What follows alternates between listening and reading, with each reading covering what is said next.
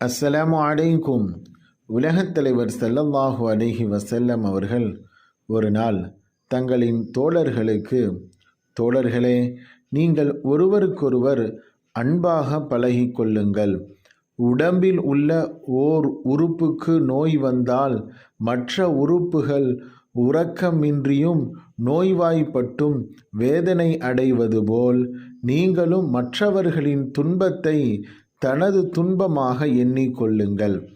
அவர்களுக்காக உங்களால் முடிந்த அளவு நீங்கள் உதவி செய்யுங்கள் என்று ஸல்லல்லாஹு அலைஹி வஸல்லம் அவர்கள் தங்களுடைய தோழர்களுக்கு கூறினார்கள்.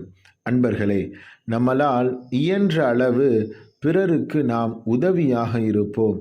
நம்மின் உடலில் ஒரு உறுப்பிற்காக மற்றொரு உறுப்பு எவ்வளவு பாடுபடுகிறதோ அதேபோன்று நம்முடைய சகோதரர்களுக்காக நாமும் பாடுபடுவோம்.